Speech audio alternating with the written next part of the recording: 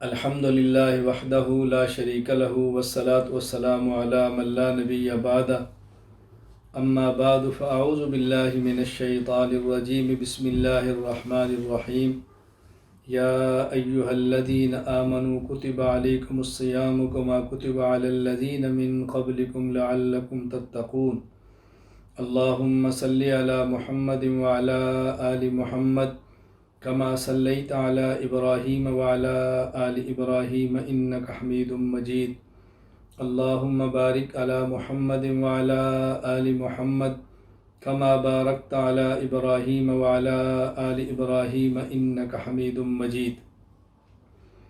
اللہ رب العزت کا احسان، فضل اور کرم ہے کہ رمضان المبارک کی نعمت ہمیں عطا فرمائی ہے۔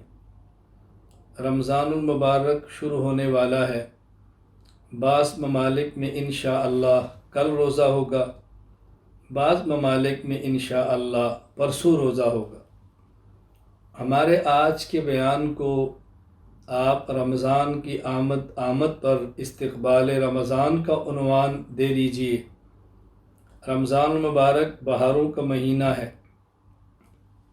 اس پر میں گفتگو وہی کرتا ہوں رسول اکرم صلی اللہ علیہ وسلم کی جو حدیث مبارک ہے۔ نبی کریم صلی اللہ علیہ وسلم نے شعبان کی آخری شب بیان فرمایا، رمضان کے عنوان پر بیان فرمایا۔ میں حضور اکرم صلی اللہ علیہ وسلم کے مبارک بیان کو، مبارک ارشاد کو، مبارک واعظ کو نقل کرتا ہوں اور اسی کو مختصر سمجھاتا ہوں، بجائے اس کے میں کو اپنی طرف سے بات کروں۔ سرکار دو عالم صلی اللہ علیہ وسلم، سرور عالم صلی اللہ علیہ وسلم، سید الانبیاء، سید الرسل، انہی کے ارشاد کو بیان کر لیتے ہیں۔ آپ نے خود شعبان کی آخری شب کو بیان فرمایا۔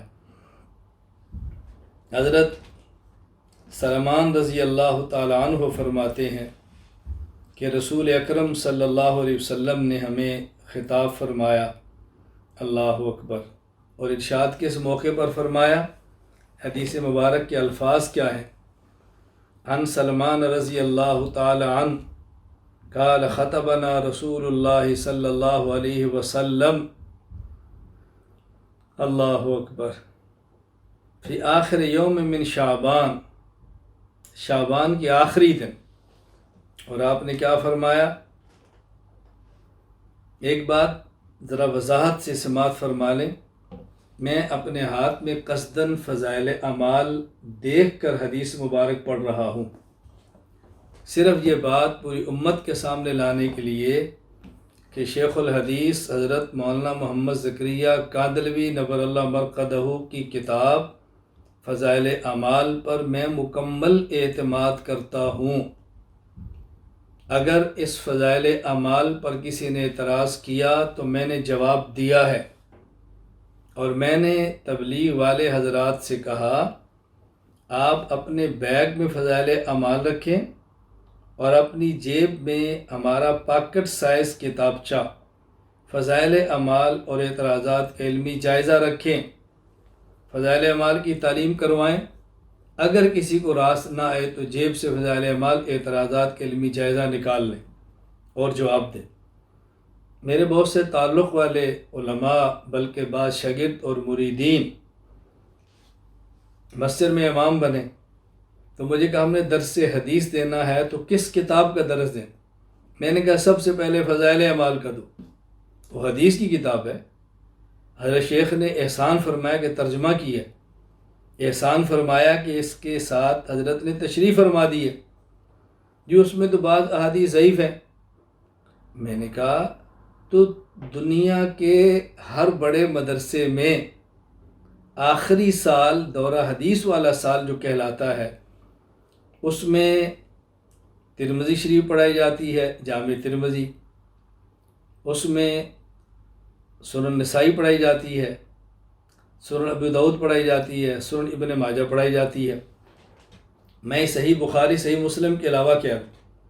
جو لوگ فضائل اعمال پر اعتراض کرتے ہیں، کیا انہی لوگوں نے جامع ترمذی، سنن ابی داؤد، سنن نسائی، سنن ابن ماجہ، کیا اس کو 2 حصوں میں تقسیم نہیں کیا؟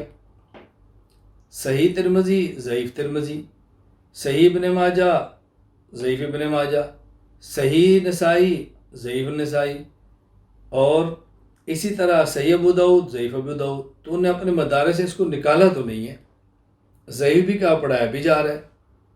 میں یہ بات اس لیے عرض کروں کہ آپ اس میں گھبرائیں مت۔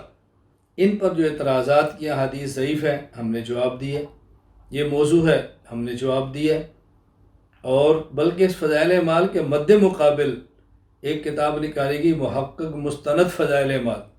جب ہم نے کھولا تو اس میں ضعیف کیا موضوع بھی دکھائیں اور ضعیف بھی دکھائیں، کیا تم نے کون سا تیر مارا ہے، کیا تم نے کمال کیا ہے۔ خیر، احادیث پر اعتراض کے جواب موجود ہیں، اس میں حکایات پر اعتراض کے جواب موجود ہیں۔ خود حضرت شیخ رحمہ اللہ کی شروع میں جو عبارت ہے مقدمہ، اس کے حوالے سے بھی اعتراض کا جواب موجود ہے۔ میں اب اس پر بات نہیں کر رہا، میں صرف یہ عرض کر رہا ہوں کہ میں قصداً آج جان بوجھ کر فضائل اعمال سامنے رکھ کے حدیث پڑھ رہا ہوں، یہ بتانے کے لیے کہ حدیث مبارک کی کتاب ہے اور مجھے اس پر مکمل اعتماد ہے۔ میں اپنے اکابرین کا نوکر، اکابرین کا غلام، اکابرین کا خادم، اپنے اکابرین کو روحانی بیٹوں اور ان کا دفاع کرنا اپنی ذمہ داری سمجھتا ہوں، دستبردار نہیں ہوتا، اپنی ذمہ داری سمجھتا ہوں۔ اس کو اچھی طرح ذہن نشین فرما لیں۔ میں ایک مرتبہ کینیا میں گیا تو وہاں کچھ علماء مجھے ملے، انہوں نے بطور کارگزاری کی کہا، اور علماء بھی اہل تبلیغ سے وابستہ، کہنے لگے جی ہمارے یہاں فضائل اعمال کی تعلیم ہوتی تھی، اس میں کچھ اعتراضات تھے تو ہم نے اس کو چھوڑ کر ایک اور کتاب کی تعلیم شروع کرا دی ہے۔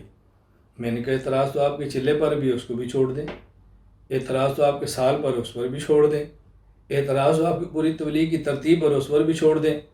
مسلمان آدمی اعتراض ہو تو چھوڑتے نہیں ہیں، اعتراض کا جواب دیتے ہیں۔ میں آپ کے پاس موجود ہوں، کیا الجھن ہے؟ عقیدے پر اعتراض ہو ہم موجود ہیں، مسئلے پر اعتراض ہو ہم موجود ہیں، اکابر پر اعتراض ہو ہم موجود ہیں، اور وکیل مفت کے، کیا الجھن ہے آپ کے لیے؟ عموماً تو تگڑا وکیل ہی نہیں ملتا، وکیل مل جائے تو اس کی فیس ہی نہیں ملتی، اور ہم مفت میں آپ کے وکیل بیٹھے، آپ گھبرائیں مت، اللہ تعالیٰ فضل فرمائے، آپ ڈٹے رہیں۔ مجھے اس پر ایک مختصر سا واقعہ یاد آیا کہ ہمارے ایک دوست ہیں، مجھ سے بیعت ہیں، تو مجھے انہوں نے کہا، میں گھر گیا تو میری بیٹی، یعنی ان کی بیٹی ہوگی کوئی 3.5 سال 4 سال کی، کہتے وہ گھر میں بیٹھی ہے تو کہہ رہی ہے ہم ہیں نا، ہم ہیں نا، ہم ہیں نا۔ میں نے پوچھا بیٹی کیا ہوا ہے، اور اہلیہ سے پوچھا کیا کہہ رہی ہم ہیں نا؟ اس نے کہا کہ ذرا وہ جواب آپ بیان دیکھیں، فلاں بیان نکالیں۔ وہ کہ اس نے بیان سنا ہوا تھا جس میں نے کہا بے زیور پر اعتراض ہو گھبرائے مت، ہم ہیں نا، فضائل اعمال پر گھبرائے مت، ہم ہیں نا، اکابر علماء دیوبند پر گھبرائے مت، ہم ہیں نا۔ تو اس بچی نے یاد کیا تھا ہم ہیں نا۔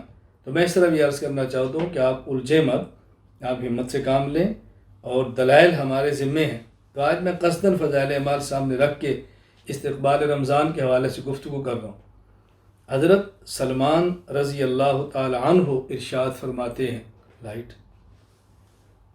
حضرت سلمان فارسی رضی اللہ تعالیٰ ارشاد فرماتے ہیں کہ رسول اکرم صلی اللہ علیہ وسلم نے شعبان کے آخری دن خطاب فرمایا تو آپ نے کیا فرمایا؟ یا ایھا الناس قد اظلکم شہر عظیم مبارک، اے لوگو رمضان کا مہینہ چھا گیا ہے، سائبان بن کے آ گیا ہے، عظیم مبارک۔ پہلے دیکھیں ابھی آیا نہیں، آنا ہے، اور آپ نے صیغہ ماضی کا استعمال کیا، آ گیا ہے۔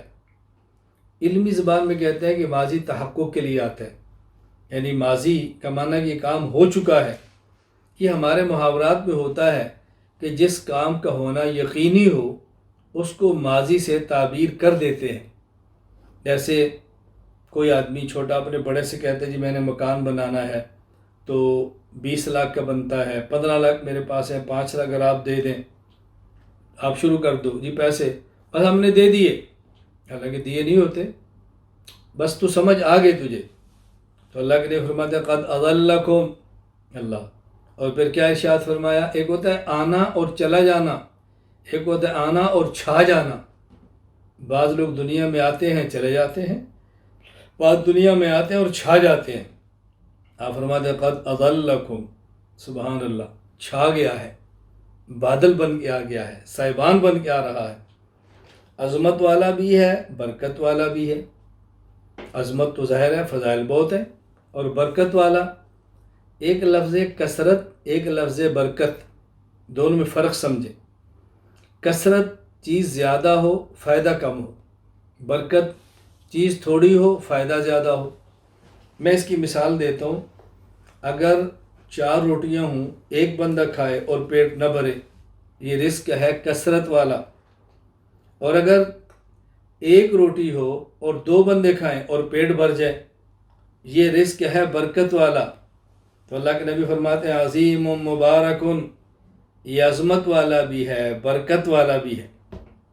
اب آگے اللہ کے نبی صلی اللہ علیہ وسلم اس برکت کی تفسیر شروع فرما رہے ہیں۔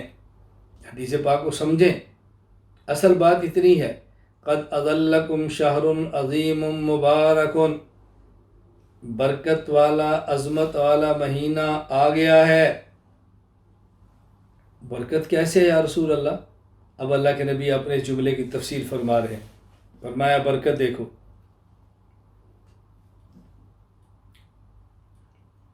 فیہ لیلۃ خیر من الف شہر، اس میں ایک رات جو 1000 مہینے کے برابر، بہتر، اس میں ایک رات ہے جو 1000 مہینے سے بہتر۔ فیہ لیلۃ خیر من الف شہر، یہ ہے نا برکت، رات ایک اور اجر میں 1000 راتوں سے بڑھ کر۔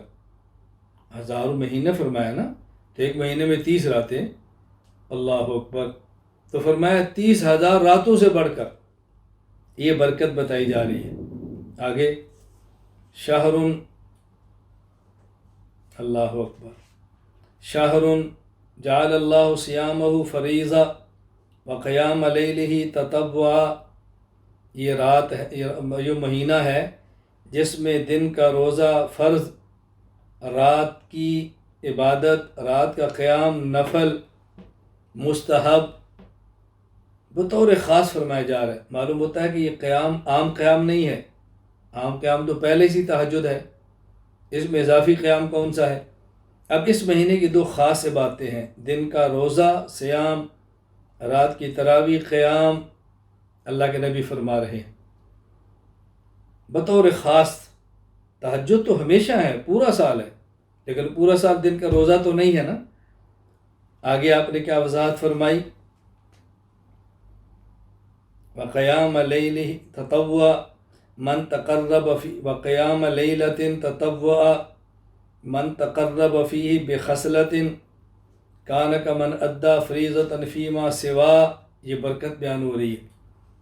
ومن ادی فریضۃ فی کان کمن ادی 70 فریضۃ فیما سوا، اس مہینے میں جو ایک نفلی عبادت ادا کرے گا، اللہ اس کو غیر رمضان کی فرض عبادت کے مطابق اجر دیں گے۔ اس مہینے میں نفلی عبادت کا اجر غیر رمضان کے فرض کے برابر، اور اس مہینے میں ایک فرض کا برابر اجر غیر رمضان کے 70 فرض کے برابر۔ فرض و نفل میں فرق کیا ہوتا ہے یاد رکھیں، اگر کوئی شخص ایک نماز اپنے وقت پہ نہ پڑھ سکے، قضا کر کے پڑھے، اجر میں اتنی کمی ہے کہ زندگی بھر نوافل پڑھتا رہے، تو صرف وقت پر ادا نہ ہونے کی وجہ سے جو اجر میں کمی آئی وہ پوری نہیں ہوتی۔ اب آپ بتاؤ فرض و نفل میں کتنا فرق ہے؟ یہ اللہ کے نبی اس ماہ کی برکت بتا رہے ہیں، برکت بتائی۔ پہلی برکت، اس میں ایک رات 1000 مہینے سے بڑھ کر۔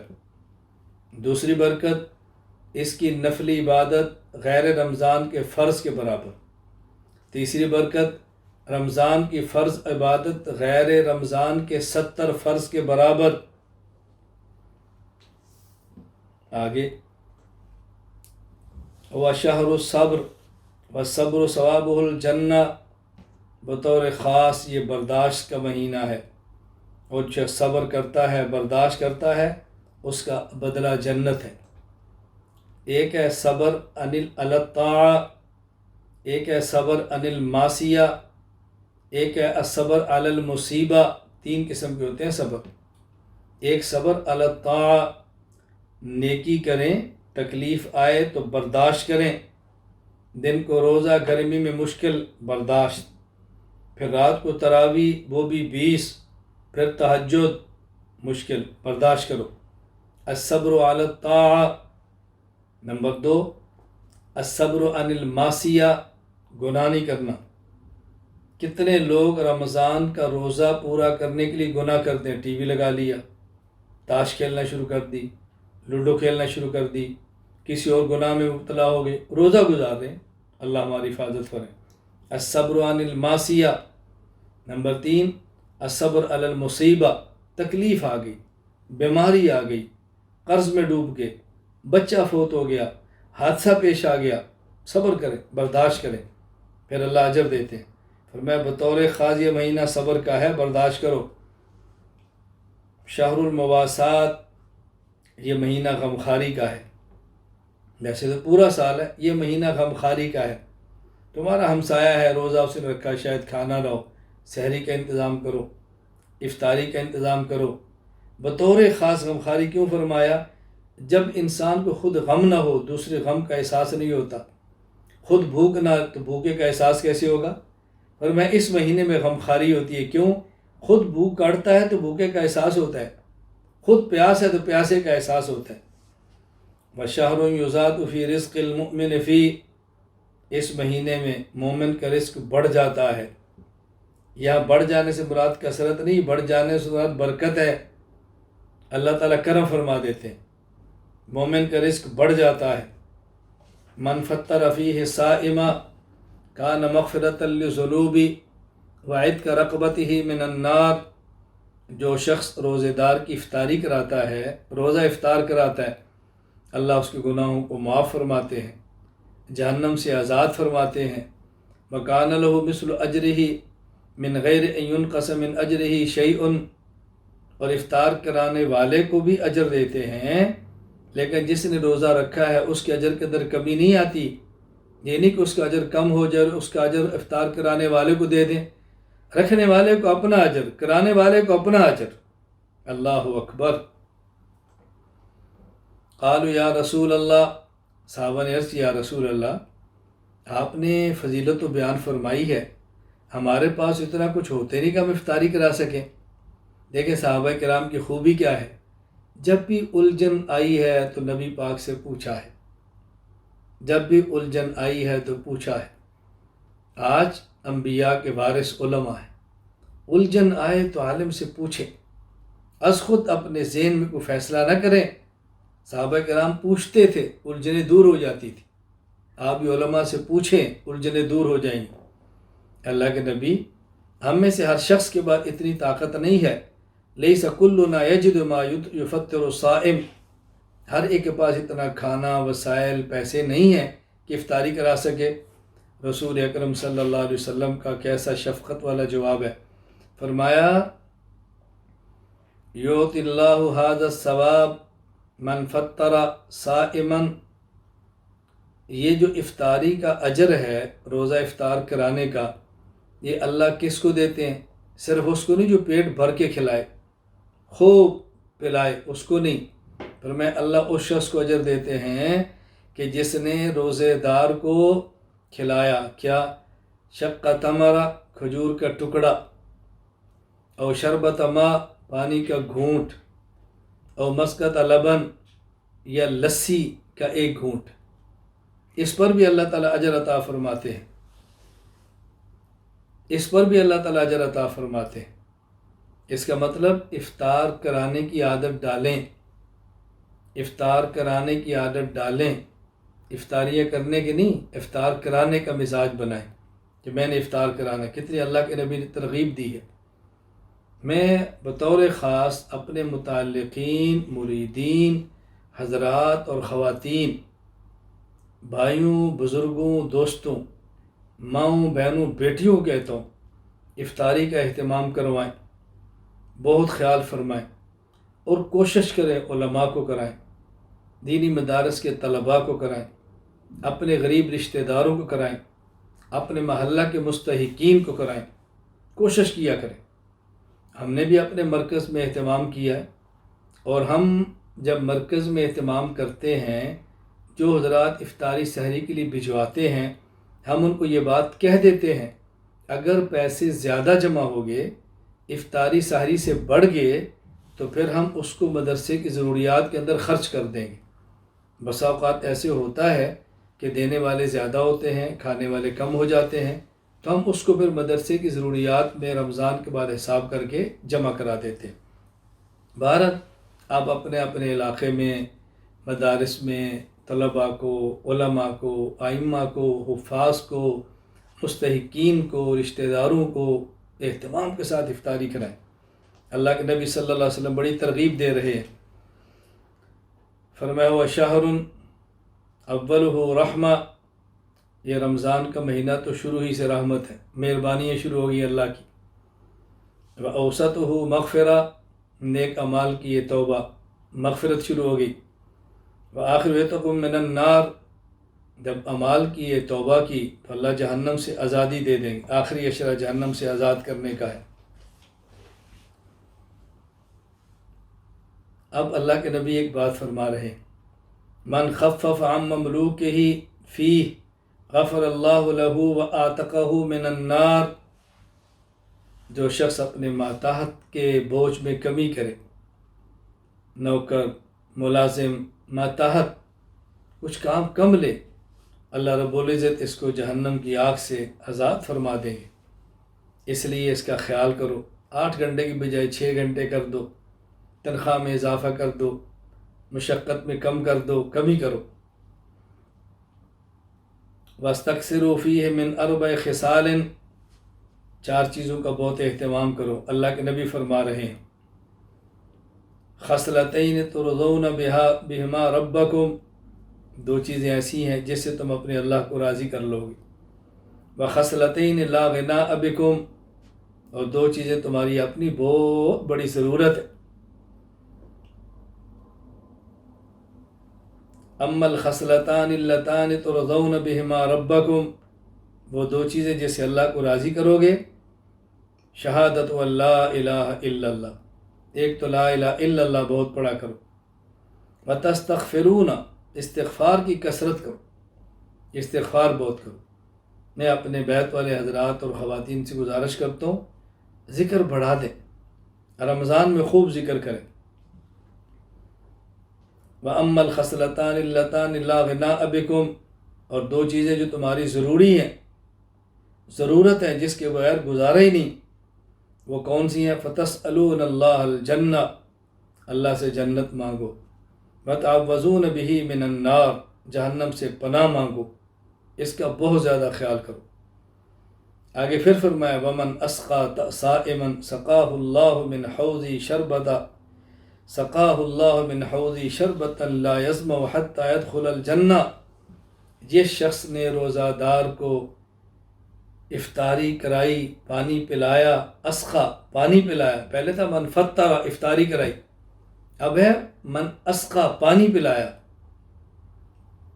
اللہ تعالیٰ اس کو میرے حوض سے ایسا پانی پلائیں گے کہ جنت میں داخل ہونے تک دوبارہ پیاس نہیں لگے گی۔ یہاں 2 باتیں سمجھ لیں، اس پوری حدیث مبارک میں رسول اکرم صلی اللہ علیہ وسلم نے سحری کی ترغیب نہیں دی، افطاری کرانے کی ترغیب دی ہے۔ سمجھ لیں وجہ، اس لیے کہ عام طور پہ سحری لوگ تھوڑا پانی پی کر بھی کر لیتے ہیں، کوتاہی ہو جاتی ہے، اور افطاری کی ہوتی ہے، رات کو پانی پیا ہوتا ہے، خوراک کھائی ہوتی ہے، سحری کی ضرورت بھی کم محسوس ہوتی ہے، لیکن پورا دن مسلسل بھوک اور پیاس کی وجہ سے افطاری کی ضرورت بہت زیادہ محسوس ہوتی ہے، اس لیے آپ نے ترغیب افطاری کی دی ہے۔ یہ نہیں کہ سحری پر اجر نہیں ہے، اجر سحری پر بھی ہے، لیکن ترغیب زیادہ افطاری کی اس لیے کہ اس کی ضرورت بہت زیادہ ہوتی ہے۔ یہ بات ایسی ہے کہ سمجھانے کی ضرورت نہیں، میں بھی محسوس کرتا ہوں، آپ بھی محسوس کرتے ہیں۔ دوسری بات، نبی کریم صلی اللہ علیہ وسلم نے افطاری کا پہلے بھی ذکر کیا، حدیث کے آخر میں پھر ذکر کیا۔ پہلے فرمایا من فطر صائما، جس شخص نے روزہ دار کو افطار کرایا روزہ، اللہ روزے دار کے روزے کے برابر افطاری کرانے والے کو بھی اجر دے گا۔ صحابہ نے پوچھا ہم میں سے ہر شخص کے بعد اتنے پیسے نہیں ہوتے کہ افطاری کرائے؟ آپ نے فرمایا کھجور کا ٹکڑا کھلا دے، پانی کا گھونٹ پلا دے، لسی کا گھونٹ پلا دے۔ تو وہاں کھانے اور پینے دونوں کا ذکر تھا، آخر میں آپ نے پھر ذکر کیا اور صرف پانی کا ذکر کیا۔